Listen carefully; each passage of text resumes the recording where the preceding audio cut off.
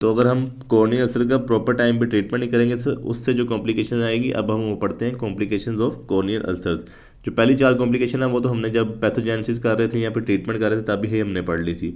सबसे पहले थी टॉक्सिक अराइडोसेक्लाइटिस, जिसको हम एंटीरियर यूवेटिस भी कह रहे थे। जिस केस के अंदर ये हो रहा था कि यहाँ पे हमारा सारा का सारा अल्सर चल रहा था ना सामने जो कॉर्निया के ऊपर है, तो यहाँ से सारा मटेरियल जो टॉक्सिन्स वगैरह थे या फिर कुछ इन्फ्लामेटरी साइटोकाइन से वो सारे के सारे एंटीरियर चैम्बर के अंदर आ गए थे।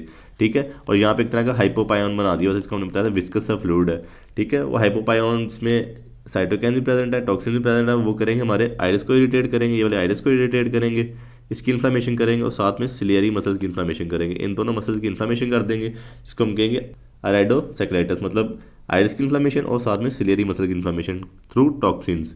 ठीक है, इसको एंटीरियर यूवेटिस भी हम कह रहे थे। सेकेंडरी ग्लोकोमा आ जाएगा। सेकेंडरी ग्लोकोमा का मतलब ये है कि पहले प्राइमरी को डिसऑर्डर चल रहा है, उसके बाद सेकेंडरी ग्लोकोमा बना है। प्राइमरी कंडीशन ग्लोकोमा नहीं है, मतलब पहले अल्सर चल रहे हैं, कॉर्नियल अल्सर चल रहे हैं, उसके बाद हमारा सेकेंडरी ग्लोकोमा बना है।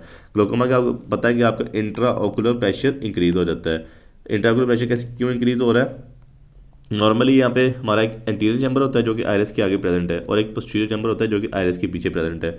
एंटीरियर चैम्बर के अंदर हमारा लिक्विड होता है एक्वस ह्यूमर। ठीक है, वो हमारे जो एंटीरियर चैम्बर है उसका प्रेशर मेंटेन करके रख रहा होता है। ठीक है, तो एंटीरियर चैम्बर के अंदर से नॉर्मली यहाँ पे ट्रैबिकुलर मेशर प्रेजेंट होते हैं कॉर्नर पे। यहाँ से हमारा जो एक्वस ह्यूमर है वो नॉर्मल ड्रेन कर रहा होता है, बन रहा होता है, ड्रेन कर रहा होता है और एक प्रेशर को मेंटेन किया होता है। लेकिन इस कंडीशन में क्या होता है कि जो हमारे ट्रैबिकुलर मेशर का ना वो बंद हो जाते हैं। वो क्यों बंद होते हैं आपको पता है? यहाँ पे सारे सेल्स टूट फूट रहे हैं, यहाँ पे कोलेजन लेयर है जो हमारी आ रही है, वो कोलेजन फाइबर्स टूट रहे हैं और अंदर आगे हाइपोपायोन बना रहे, एक तरह का ना विस्कस का फ्लूइड बन गया। विस्कस का फ्लूइड है, और यहाँ पे आपको पता है ट्रैबिकुलर मेशर बिल्कुल छोटे छोटे सुराख होते हैं, उन सुराखों को बंद कर देता है। जब वो सुराख बंद हो जाते हैं तो वो एक्वस ह्यूमर ड्रेन नहीं हो पा रहा होता, पीछे सिक्रेशन हो रही होती है, ड्रेन नहीं हो पा रहा होता, तो यहाँ का जो प्रेशर है वो इंक्रीज हो जाता है, जिसको हम कहते हैं इंट्राकुलर प्रेशर इंक्रीज हो गया, सेकेंडरी ग्लोकोमा हो चुका हुआ है। फिर डेस्मेटोसील क्या होता है आपको पता है? कॉर्निया के 5 लेयर्स हैं। पहले एपिथेलियल है, फिर बोमेंस लेयर है, फिर स्ट्रोमा है, फिर डेस्मेंट मेम्ब्रेन है, फिर एंडोथेलियल है। जब कॉर्नियल अल्सर होता है सबसे पहले एपिथेलियल लेयर टूटती है, फिर बोमेंस लेयर टूटती है, फिर सारा का सारा स्ट्रोमा टूटता है और लास्ट 2 लेयर एक्सपोज हो जाती है, इसको हम कहते हैं डेस्मेंट मेम्ब्रेन और एक एंडोथेलियल। ठीक है, एंडोथेलियल लेयर है। तो आपको पता है कि नीचे इंट्राओकुलर प्रेशर भी इंक्रीज हुआ है और हाइपोपायन भी बना हुआ है। नीचे से सारा प्रेशर पड़ रहा है, छोटी सी मेम्ब्रेन है, बारीक सी मेम्ब्रेन है, ये बल्ज आउट हो जाती है या हर्निएट हो जाती है। तो ये जो बल्ज बनता है इसको हम कह रहे होते हैं कि डेस्मेटोसील है, सबसे ऊपर डेस्मेंट मेम्ब्रेन है वो बल्ज हो चुकी हुई है। और अगर इसका ट्रीटमेंट प्रॉपर टाइम पे नहीं किया तो इसकी परफोरेशन हो जाएगी, ये बल्ज फटेगा नीचे से जो इंट्राकुलर प्रेशर की वजह से और हाइपोपायन की वजह से बल्ज फटेगा, तो परफोरेशन ऑफ कॉर्नियल अल्सर हो जाएगी। जब परफोरेशन ऑफ कॉर्नियल अल्सर होगी उसके बाद जो कॉम्प्लिकेशन आएंगी अब हम वो पढ़ेंगे, जो कि बहुत ज़्यादा इंपॉर्टेंट है। इनमें सबसे पहले आ जाएगा प्रोलैप्स ऑफ आइरिस। मतलब आप लोगों को पता है कि हमारा सामने कॉर्निया यहाँ पे अल्सर बना है और यहाँ पे परफोरेशन हो चुकी है, एक तरह का सुराख बन चुका है, इसमें सारा एक्सपोज हो चुका है इन्वायरमेंट को, एंटीरियर चैम्बर। तो यह जो हमारे छोटे से मसल लटक रहे हैं ना, ये वाले आइरिस मसल है जो, ठीक है, ये कोशिश करेंगे कि हम इस सुराख को बंद कर दें और यहाँ से बाहर आ जाते थे। ठीक है, जब आप कॉर्निया देखोगे ना सामने कॉर्निया प्रेजेंट होगा। ठीक है, मिसाल के तौर पर कॉर्निया है और इसके अंदर से आपको यहाँ से नज़र आ रहे होंगे कि आयरस दोनों निकले हुए हैं, या एक साइड का आयरस निकला हुआ है, दूसरी साइड का आयरस नहीं निकला हुआ है। तो आयरस प्रोलैप्स करके हमारे जो अल्सर हुआ है ना उसके अंदर से बाहर आ जाएंगे। और दूसरी कंडीशन क्या होगी? Subluxation and anterior dislocation of lens. Subluxation होता है कि मतलब थोड़ा सा डिसलोकेशन हो जाना लेंस का। आपको लेंस अपनी नॉर्मल कंडीशन में यहाँ प्रेजेंट है, या थोड़ा सा इधर को चले जाए, पीछे को चले जाए, थोड़ा सा आगे को आ जाए, तो उस कंडीशन को हम कहेंगे सबलक्सेशन हो गई है। सबलक्सेशन क्यों हो रही है आपको पता है? यहाँ पे हाइपोपायन हो गया, यहाँ पे टॉक्सिन्स आ गए हैं, फिर आपको पता है बैक्टीरिया वगैरह और सब कुछ परफोरेशन हो चुकी है, हर चीज़ अंदर आ चुकी हुई है। ठीक है, बैक्टीरिया भी आ चुके हैं।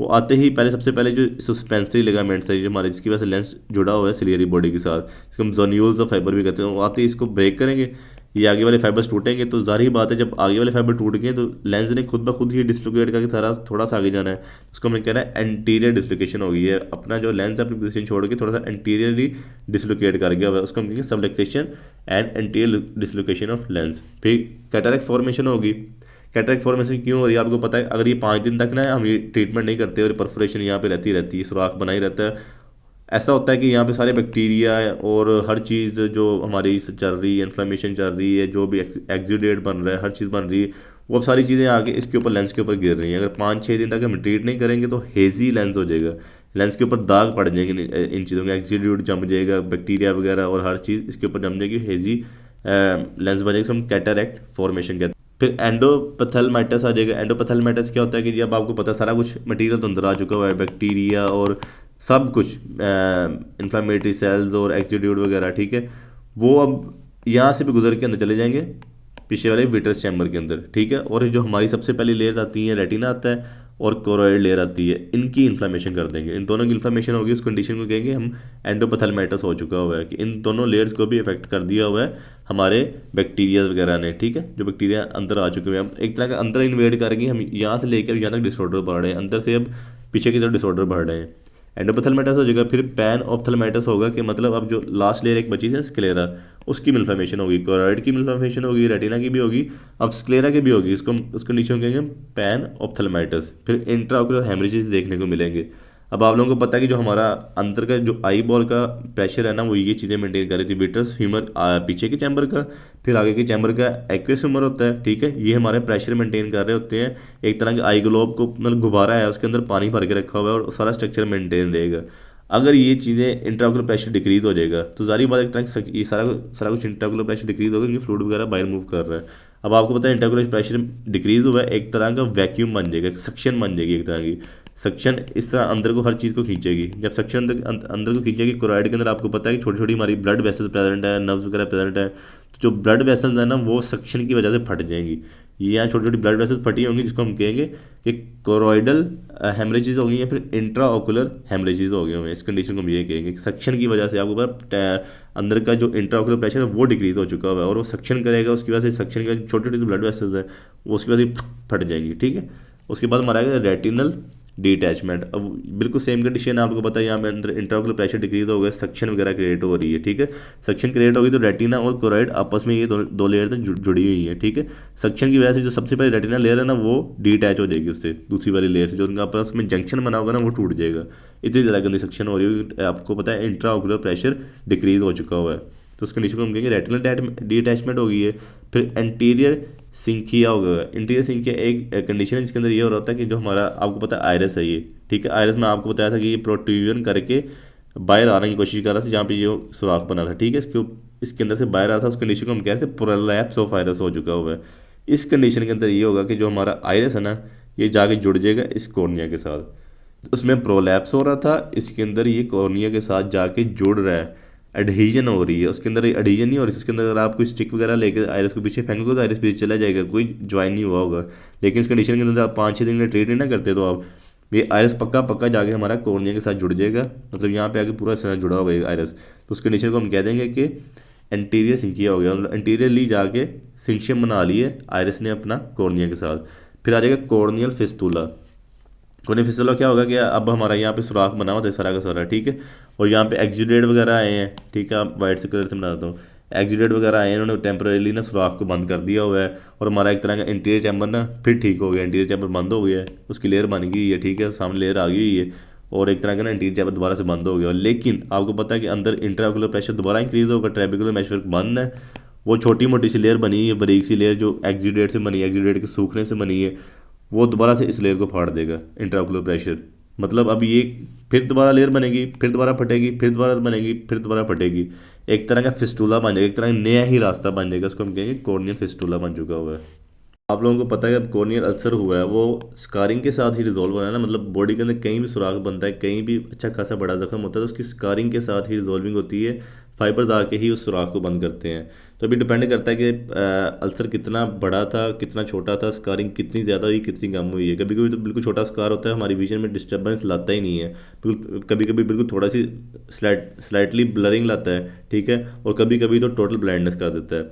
तो क्लिनिकल टाइप्स बता दिया उन्होंने बुक के अंदर कुछ जो स्कारिंग की है। सबसे पहले आई थी नेब्यूला। नेब्यूला के अंदर ये होता है कि जो हमारी ऊपर वाली लेयर है ना, बोमेन लेयर होगी, ठीक है, ये स्कारिंग बता रहा हूँ, इतनी ज़्यादा स्कारिंग होगी, और ये सुपरफिशियली सिर्फ स्ट्रोमा को करेगी, बिल्कुल थोड़ा सा स्ट्रोमा और सारा का सारा बोमेन लेयर, ठीक है। इतना अगर स्कारिंग होगी, बिल्कुल छोटी सी, इसको हम कहेंगे थिन इनसिग्निफिकेंट कॉर्नियल स्कारिंग है, बिल्कुल पता भी नहीं चल रहा, हल्की सी स्कारिंग है, थोड़ा सा स्ट्रोमा की सुपरफिशियल लेयर को इन्वॉल्व किया है, और साथ में बोमेन लेयर को। आपको पता है पिछले साल तो टूटे फूटे हुए हैं, उनका तो हम कुछ भी नहीं कर सकते। उसके बाद फिर सेकेंड नंबर पर आएगी हमारी मैक्यूला। मैक्यूला थोड़ी सी सेमी डेंस है, मतलब वो तकरीबन आधा स्ट्रोमा इन्वॉल्व कर लेगी, साथ में ऊपर बोमेन मेम्ब्रेन भी और साथ में स्ट्रोमा भी, मतलब इतनी लेंथ की स्कारिंग होगी तो उसको हम कहेंगे कि ये macula type of clinical scarring है। फिर उसके बाद आया था हमारा ल्यूकोमा, जो कि डेंस ओपेसिटी है, मतलब ये पूरा का पूरा स्ट्रोमा भी इन्वॉल्व कर लेगी, बोमेन मेम्ब्रेन भी इन्वॉल्व कर लेगी, अच्छी खासी मोटी वाइट ओपेसिटी है, गंदी सी स्कारिंग है, इसमें से बिल्कुल भी ही नज़र नहीं आता। ये स्ट्रोमा को भी इन्वॉल्व कर लेगी, बोमेन मेम्ब्रेन को इन्वॉल्व कर लेगी, इसका नाम क्या है, ल्यूकोमा। उसके बाद आएगा ल्यूकोमा एडहेरेंट। मैंने आप लोगों को पढ़ाया था कि एक एंटीरियर सिंशिया कंडीशन होती है जिसके अंदर हमारे जो आयरस हैं वो नीचे से आते हैं और कॉर्निया के साथ अटैच हो जाते हैं, एडहेरेंट हो जाते हैं। जो प्रोलैप्स वाली कंडीशन थी वो दूसरी थी, जब कॉर्निया से मतलब फटता है तो आयरस हमारा वहाँ से बाहर आ जाता है, लेकिन वो जुड़ता नहीं है साथ में। लेकिन जो एंटीरियर सिंशिया था उसके अंदर हमारा आयरस साथ में पक्का पक्का जुड़ जाता था। तो ल्यूकोमा एडहेरेंट के अंदर ये होता है कि आयरस आया है, आयरस साथ जुड़ा हुआ है, एंटीरियर सिंशिया हुआ है, मतलब सुराग फटा था, एंटीरियर सिंशिया हुआ है, ऊपर से फाइबर्स आके उस आयरस को अंदर पकड़ लेंगे, जकड़ लेंगे, मतलब आयरस भी साथ जुड़ गए हैं, ऊपर से कॉर्नियल मोटी ओपेसिटी भी हो चुकी हुई है, तो इस कंडीशन को कहेंगे हम ल्यूकोमा एडहेरेंट। उसके बाद आ जाएगा एक्टैक्टिक कॉर्निया। एक्टैक्टिक कॉर्निया क्या है? एक्टैक्टिक कॉर्निया आप लोगों को पता है कि जो बिल्कुल छोटा सा स्कार बनेगा, बिल्कुल बारीक सा, मतलब स्ट्रोमा को इन्वॉल्व करेगा, बोमेन लेयर को इन्वॉल्व करेगा, स्ट्रोमा की बिल्कुल थोड़ी सी लेंथ को इन्वॉल्व करेगा, इतनी सी लेंथ को, बिल्कुल बारीक सा होगा लेकिन वो डूम शेप बनेगा, गुम्बद शेप बनेगा। उसमें सिकाट्राइजेशन ही ऐसी होगी, मतलब वो फाइबर खींचे खींचे होंगे और वो एक गंदी सी शेप दे देगा ऐसी, जो हमारी आंख में से बल्ज आउट होकर बाहर को आ रही होगी, हमें अच्छी खासी नज़र आएगी और सफ़ेद भी होगी, इसमें से नज़र भी नहीं आएगा। हो सकता है इस कंडीशन के अंदर इंट्रा ऑकुलर जो प्रेशर है ना वो इंक्रीज़ भी हो या फिर नॉर्मल भी हो सकता है, लेकिन एक हमारा डिफेक्ट ही स्कारिंग का, कि स्कारिंग ही नहीं सही तरीके से हो रही। फिर स्यूडोकोर्निया एक डिफेक्ट है। स्यूडोकोर्निया के अंदर ये हो रहा है, मैं आप लोगों को बताया था कि जब हम फिस्टुला पढ़ रहे थे कि जब हमारा सामने एक्सुडेट आता है, या नीचे अल्सर है अगर हमारा, ऊपर एक्सुडेट बनता है, कभी फटता है कभी नया बनता है। इस केस के अंदर ये हो रहा था कि एक्सुडेट बना है, ठीक है, नॉर्मल से उसने एक दफ़ा मेम्ब्रेन बना दी, लेकिन साइडों से जो कंजक्टिवा ना हमारा, वो कंजक्टिवाइजेशन कर देता है, कंजक्टिवा अपने ही एपिथेलियल सेल्स ऊपर ले जाता है, इसके नीचे एक्सुडेट है, नीचे एक्सुडेट की मेम्ब्रेन बनी हुई है, ऊपर उस अपने एपिथेलियम ले आता है, कंजक्टिवाइजेशन होगी हुई है। तो इस कंडीशन को हम कहते हैं कि स्यूडो कॉर्निया, कॉर्निया की तरह की थोड़ी सी टाइप हो जाएगी, क्योंकि जो कंजक्टिवा के सेल्स होते हैं ना वो भी जो एपिथेलियल सेल्स होते हैं कॉर्निया से मिलते जुलते होते हैं तकरीबन, तो एक तरह का स्यूडो कॉर्निया बनेगा, बिल्कुल प्योर कॉर्निया नहीं होगा, इस वजह से हम उसको स्यूडो कॉर्निया कह रहे हैं। फिर एक एंटीरियर स्टेफाइलोमा होगा जो हमारा एक्टिक्टिक कॉर्निया से मिलता होगा, मतलब एक्टिक्टिक कॉर्निया में ऊपर हमारा एक डूम शेप बन रहा है, स्कारिंग हो रही है, ठीक है, लेकिन उसको लाइन कर देगा नीचे से हमारा यूवेल ट्रैक। यूवेल ट्रैक क्या होता है? आप लोगों को पता है कि जो हमारा आइरस आ गया, सिलियरी बॉडी आ गई और जो हमारी कोराइड चल रहा है, इन तीनों को मिला के हम यूवेल ट्रैक कहते हैं। इनके सेल लाइन कर देंगे जो एक्टेक्टिक कॉर्निया होगा, तो उस कंडीशन को हम कहेंगे एंटीरियर स्टेफाइलोमा हो गया। एक निमोनिक याद रख लो, आप लोगों को पूरा पैटर्न याद हो जाएगा, नाम मेरा लेना ही पैना है, ठीक है। N for nebula, M for macula, L for leucoma, फिर लिकोमा एडहेरेंट आप लोगों ने खुद याद रखना है। एक्टेक्टिक कॉर्निया आ गया, फिर स्यूडो कॉर्निया आ गया, फिर एंटीरियर स्टेफाइलोमा आ गया।